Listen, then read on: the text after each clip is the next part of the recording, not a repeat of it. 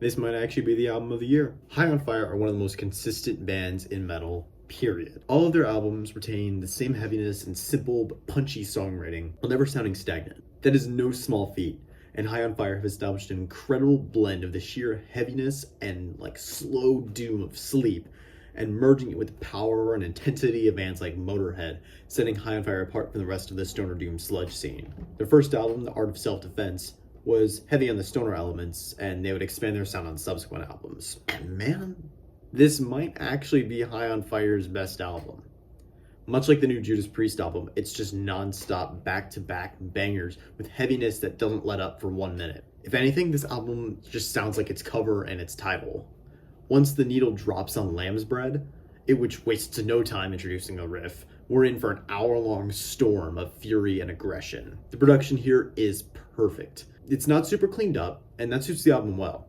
The mix here is just huge overall. Each instrument is really beefy and distinguishable. Of course, Matt Pike lives up to his status as the riff lord yet again, and with him being my favorite guitarist, it's great to see he can still write such solid material. His vocals here are also more guttural than before as well, but Jeff Matz's bass is seriously heavy. It's always been very prominent in High on Fire's past work, but here it's just more chunky and dense than ever. Again, the production, I forget who mixed this album, but whoever produced this album did a phenomenal job. Everything here is just super huge, beefy, like I said. The real shout out, however, goes to the addition of Cody Willis, best known from Big Business and his work with the Melvins.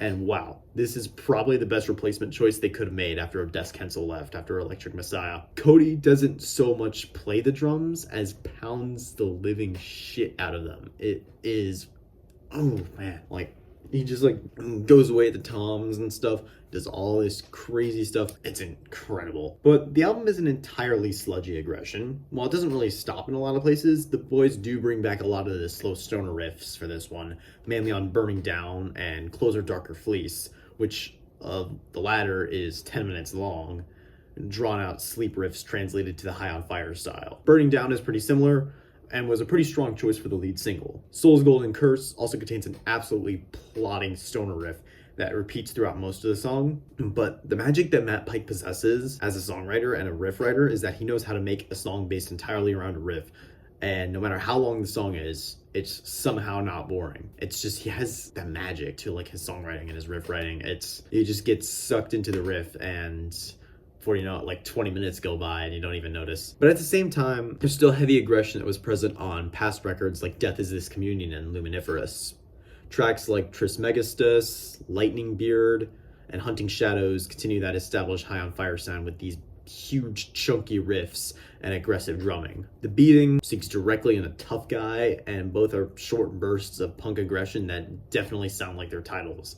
It's just skull-crushing heaviness that makes you feel beaten up. But again, the band knows when to space things out. The title track, while not necessarily mellow and still pretty heavy, has a little more breathing room in its verses, with some noodling and tom fills, before going into a simple but effective riff throughout the chorus.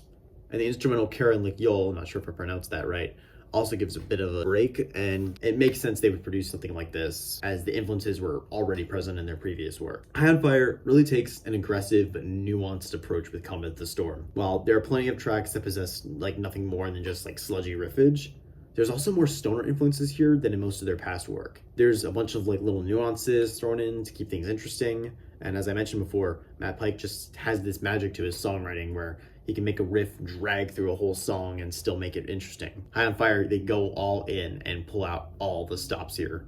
Nothing feels out of place or like filler, and at no point does it get boring, despite clocking in at an hour in length. Especially, the last two tracks, Hunting Shadows, Darker Fleece, just plotting riffs, heaviness. It's just this furious storm of riffage, and honestly, I'm kind of at a loss for words right now. Just go listen to it.